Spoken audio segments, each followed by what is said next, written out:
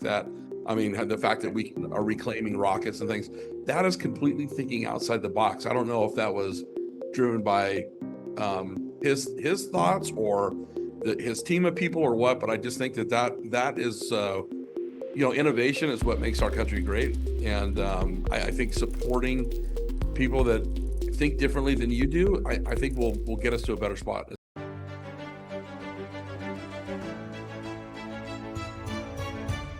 Leaders Talk, Season 2. Hello, everybody, and welcome back. It is your favorite time of the week. It's my favorite time of the week. It's time for Leaders Talk. And as usual, I am your intrepid host, Andrew Dupy, head of communications here at Leaders Brands. And with me today is Daniel Batty. So let me introduce Daniel to you today. Dan's an accomplished, results-driven and operations and strategic planning executive. That's a mouthful, ladies and gentlemen. I got it out. He has a broad-based expertise building and leading strategies for development, franchise growth, operations management, business acceleration, and team leadership to very high visibility and very high competitive markets. In his role at Dutch Brothers Coffee, Daniel has led development of the brand throughout the nation with a department budget exceeding $300 million, opening 650 locations in 6 years with a team of 22 individuals supporting that growth. And he's also demonstrated a record of success establishing relationships and motivating teams to produce consistent results over a series of leadership positions with Dutch Brothers, Dunkin' Brand, CKE Restaurant Holdings, Swig, Sign Resources, McDonald's USA. Ladies and gentlemen, it doesn't end. But importantly to us, he is also the author of No Ego Policy, Culture Reimagined. And we're going to be talking about that today. Dan, sounds like you should have an ego with that CV. No, I appreciate that. It's pretty impressive. So give our audience just a little bit of a helicopter view about you, kind of just outside of that. No, I appreciate that very much. It's really funny is so the idea for the book came from years ago from a pastor who told me ego is edging God out, and it just stuck with me from the time I was in my 20s. And I've been humbled plenty of times in my life to realize that I'm not that important. I'm not that great. I just I enjoy working. I enjoy people, and I've been very blessed. I mean, I can tell you again and again how many times people have come to my aid. In fact, I talk about it a lot in the book. And I'm sure we'll talk about some of that today. Oh yeah, absolutely. And ladies and gentlemen, I'll out Dan a little bit. In our previous meeting, he mentioned an old country song. Oh Lord, it's hard to be humble when you're perfect in every way. I look at myself in the mirror. I get better looking each day. That's my song. That's not Dan's. But yeah, my mom taught me that when I was young. But so Dan, though, tell us a little bit about no ego policy. I mean, what does that mean, just for the audience that hasn't really taken a look at the book yet? Yeah, you know what? It's really funny. I kind of coined the term. I was working at Carl's Jr. at the time for CKE Restaurants, and I kind of coined the term, and I was laughing with one of my bosses about it. And it just came about because, listen, if you're the smartest person in the room, you're probably in the wrong room, or you shouldn't be in that room, right? So, but, and so it's just kind of has grown from that. I realized that it's okay. I don't have to have all the answers. I don't have to push my opinions or thoughts or expertise on anybody else. You need to sit back and listen, because I always tell the story. My brother took over my father's business, and he's working alongside my father, and my dad said he's been doing a certain task for the same way for 30 years. And my brother asked the question, hey, why don't have you ever thought about doing it this way? And my dad paused and he goes, you know what? I've been doing it the same way for 30 years. He goes, that makes so much more sense. And I think that sometimes we get stuck in that rut of, well, it worked before. Let's continue to imagine this the same way over and over again for the next 100 years. I think we do that a lot in this country. But the world evolves, business evolves. The younger generation, they get a little bit of a slack right now for maybe the way that they want to work or do things, but if you kind of just sit back and pause and take a listen to what they have to say, it's really interesting what their perspective is on again tasks that we've done over and over and over again. And I think it's about taking a moment to step back and listen to people and respect people and understand diverse ideas and opinions, and men and women think differently. People from different countries think differently. It's just the reality of life. And I think that you need just to take a pause and listen. And I think that's really important. So, someone that I respected had said to me not too long ago, talking about the culture and in business culture, or even just in general culture in America today, that we're afraid of 3 words, and those 3 words are "I don't know." Yeah. and you talked about being the smartest person in the room. I love the idea that you're not afraid to not be, because so many people are afraid to not be the smartest person in the room, and they'll do this thing where they go in and they say, I'll find an answer for everything. I'll fake it till I make it. It doesn't matter if I'll never say those words. I don't know.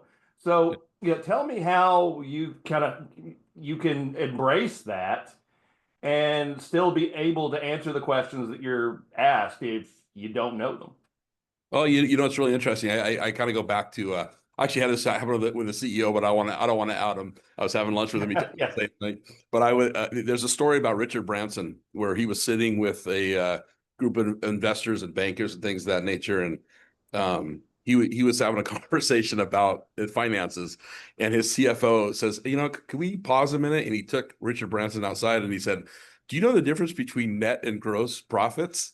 and and he goes, "No, I just know if I make this much money, I spend this much money, this is how much I have left over." And he goes, "Well, let me walk you through it." And he goes, and this is Richard Branson, right? He's a billionaire, one of the most famous leaders in business today. But at the end of the day, I think a lot of times we think we sound more intelligent if we believe we have the answer, but that's not always the case. Sometimes you out yourself.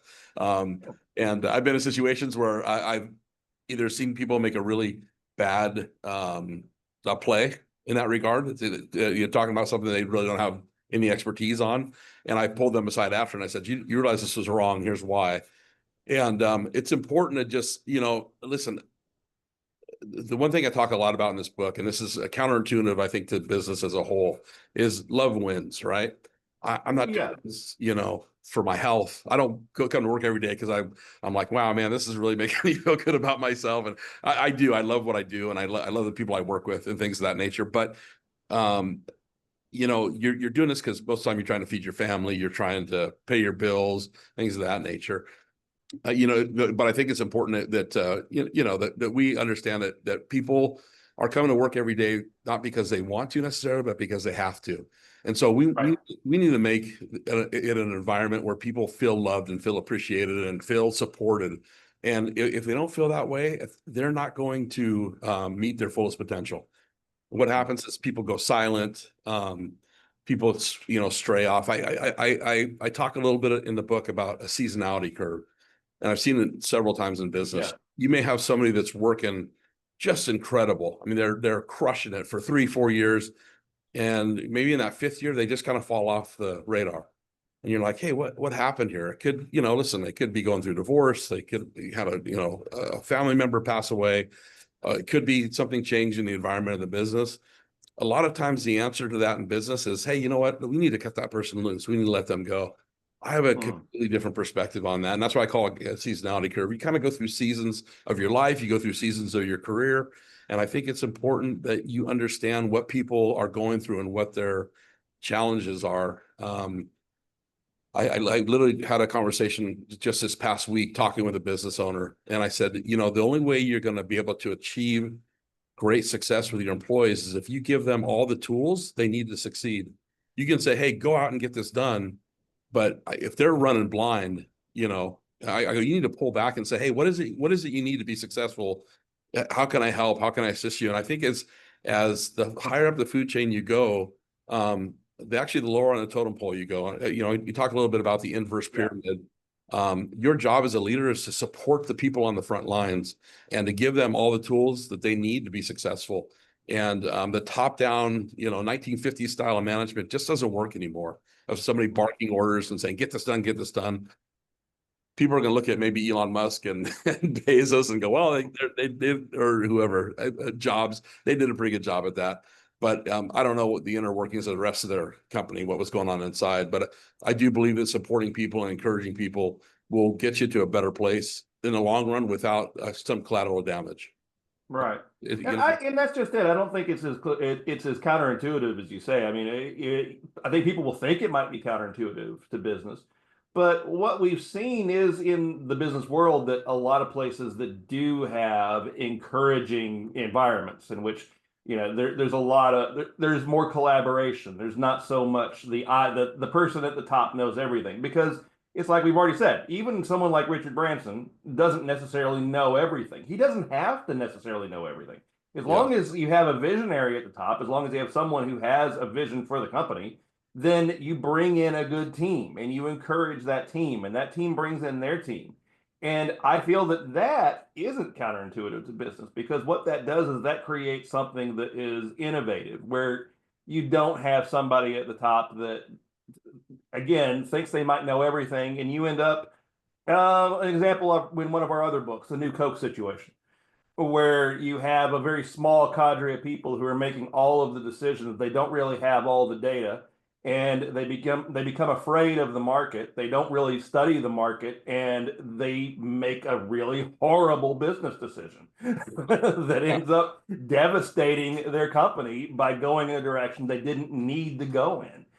So I see that, and I then see other companies that may have more voices that might say, hey, maybe we shouldn't put out a completely new product that replaces the one that everybody seems to love.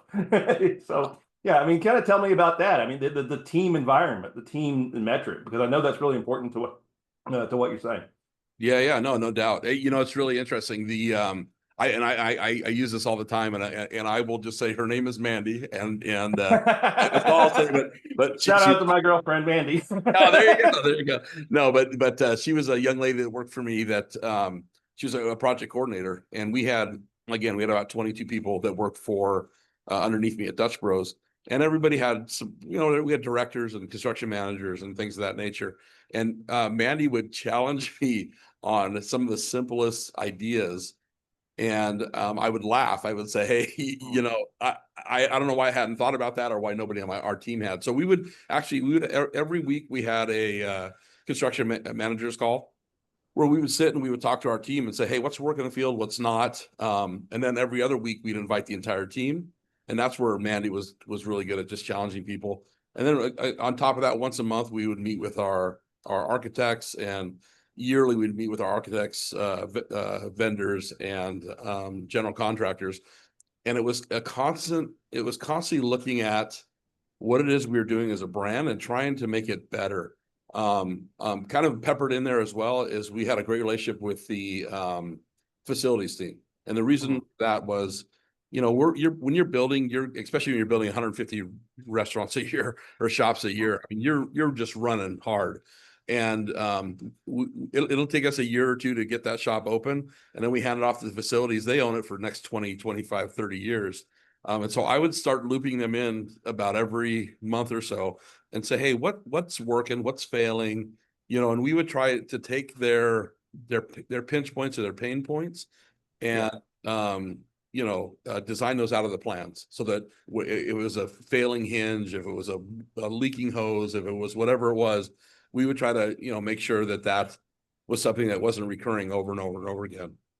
I'm actually doing work right now with a company called Extreme Cubes in Henderson, Nevada. They build modular buildings, and it's really interesting just how this gentleman designs and manages the firm. But one of the things that they do, they actually build snorkel lifts and some other things. He built a shaker table, and they'll build a conceptual design. They'll take it out on the shaker table, and they will shake it for 7 days, 24 hours a day, 7 days a week. And then they pull it back in the shop and they look at what fittings failed, what metal pieces cracked, so he's trying to take all the imperfections and he's trying to design those imperfections out. So when they finalize the design that goes out to the customer, it doesn't come back with a warranty issue or a problem. And so I really think that that's just, some of the things that we need to do in business. We just need to be thinking more intelligently about how we're doing this. And I just think that that's where we're going to be better. If I could just say one more thing, you look at what Elon Musk has done for the electric car industry. It's pretty amazing. We use a combustion engine since the 1800s, late 1800s. And the fact that that hasn't changed for all these years, I mean, we were tinkering with it, but I mean, he really. Right. It's still the same thing we designed, almost 200 years ago. Yeah. Exactly. But I mean, the first cars were actually, they used some kind of batteries and things like that for some They of the. did. Yeah. The very first ones, they were originally steam and battery ones. Yeah. Yeah. So it's really interesting. I mean, like I said, yeah, maybe it's coming full circle in some regards, but also I think it's looking at the world a little differently and challenging people. I mean, look what he's done with SpaceX and things like that. I mean, the fact that we are reclaiming rockets and things, that is completely thinking outside the box. I don't know if that was driven by his thoughts or his team of people or what, but I just think that is innovation is what makes our country great. And I think supporting people that think differently than you do, I think will get us to a better spot at some point. Right. And that's why big ego is a problem, because when you have someone that doesn't want to innovate and that's sticking with their old ways and doesn't, it's like one of the example I use all the time. One of the best innovations I'd ever heard of in all of business was the Connecticut Leather Company, and they made buggy whips, they made saddles, they made all the kind of things that people needed for their horse carriages and for things like that. And then they started making belts, and they started making other things as those went out. And then they innovated into computer gaming. They innovated into the consoles when it was completely out of nowhere. But Yeah. it's that kind of shift. I can't imagine what was going on inside the work, what became Coleco, when it couldn't have been just one person who said, we're going to stick with what we've done for 200 years, and we're going to make those belts, and we're going to make all that. It had to be a lot of voices that came in and said, you know what, we got to throw our ego out the window. We have to innovate with the times. And I think that's what companies like Tesla have been doing is, we're seeing a world in which we can't rely on fossil fuels forever. We can't rely on the same technologies forever. You have to move. And it takes surrendering some ego to do that.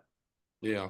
Well, and that's the one. So if you read when you read the book, let's rephrase it. Yeah. When you read the book, No Ego Policy, there's a lot of my background in it and kind of how I grew up. And my father was a Korean War vet, and there's some issues with that. You and I spoke about it. We may talk about it later. Right. But I barely graduated high school. I was a surfer in San Clemente. Not a good one, but I was surfing. So I was more interested in having a good time than I was about education. I almost didn't graduate school. Actually failed a class in high school that was going to stop me from graduating. And the gentleman, Tony Siska, I tell everybody the story because he literally was the catalyst to me moving forward in my life. I mean, he gave me an opportunity at that moment to become something better. I had the great privilege of recognizing him when I was at the Dana Point Chamber of Commerce. I was head of the education committee, and I brought him to the lunch, and I told the story about how he passed me because he knew me, and we had a conversation about his class, and he was surprised I knew as much as I did, even though I was never there. I was surfing. I got to be honest. He was an older guy. I never thought he took roll.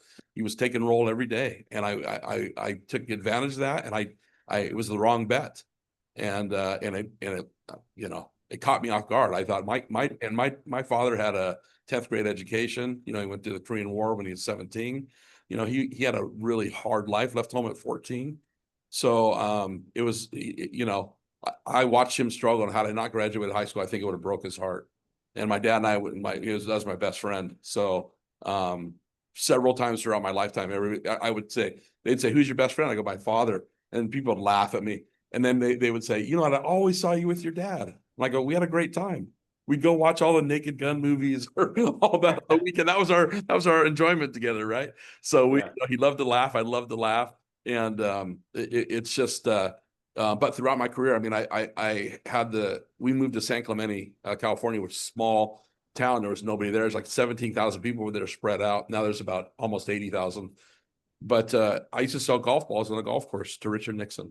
So I tell a little bit about this story about that. But he always gave me his time. I was this young kid that was probably bothered him half to death, but he always took the time. He would stop and talk to me, knew me by name.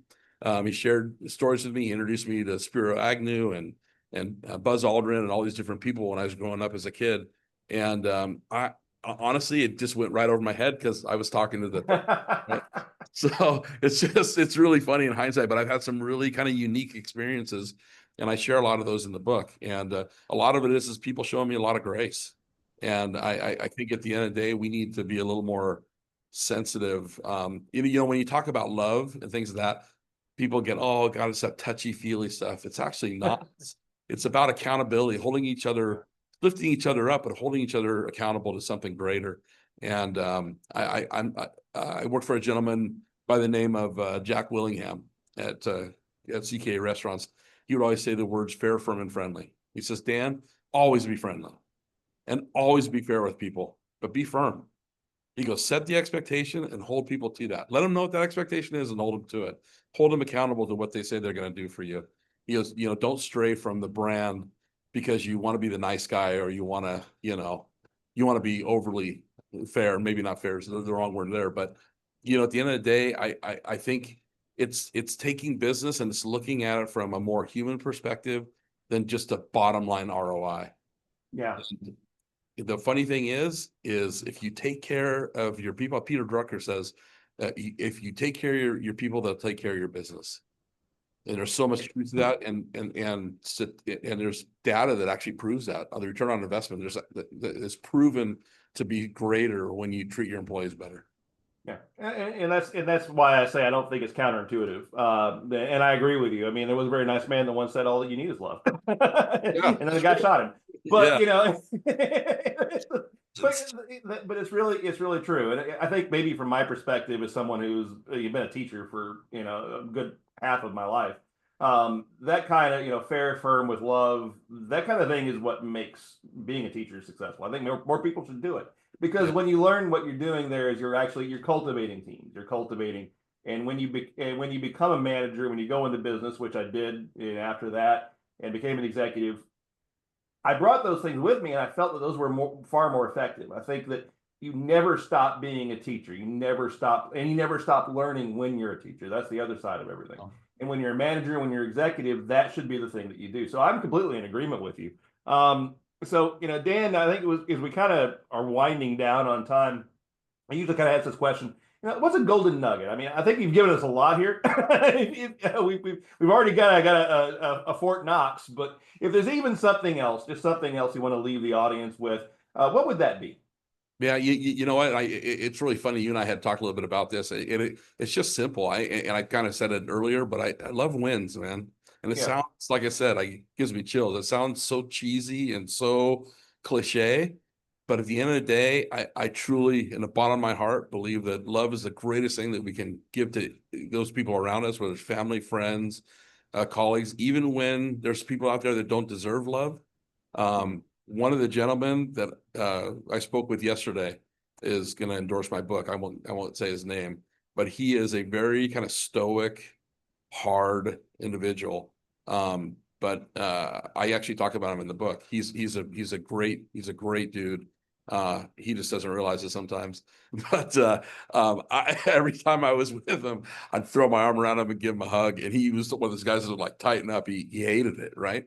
Which would make me want to do it more because that's just how I am. I'm like, I'm going for the jugular. But no, he's he read the book last night and he got to the section where I talk about him and he called me on the phone. He goes, he says he was so moved by what I said about him. I truly believe that love breaks down barriers.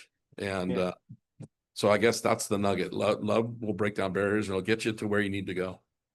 Absolutely. Well, ladies and gentlemen, the book is No Ego Policy. Dan, how can our audience find out a little bit more about you and how to get your book?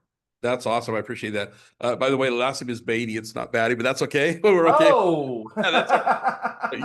I've been called a lot worse throughout my lifetime. But those are some of the things we'll work on and fix in editing. I guess I've watched too many episodes, or I watched Blade Runner one too many times over in my life. Oh, that's okay. That's okay.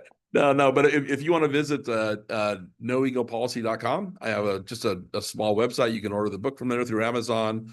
I'll send you a cultural checklist to just it's just kind of a brief outline of some steps you need to take if you're developing your culture or checking in on your culture. It's a little more extensive in the book, but it just kind of gives you something to take a look at and work with.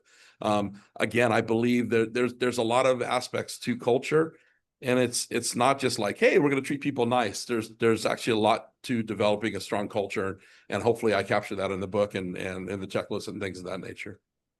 Fantastic. All right. Well, Dan, it's been a pleasure. We'll catch up with you again after the book's been out for a little while, see how things have gone for you. I would appreciate that very much. Thank you, Andy. All right. Thank you.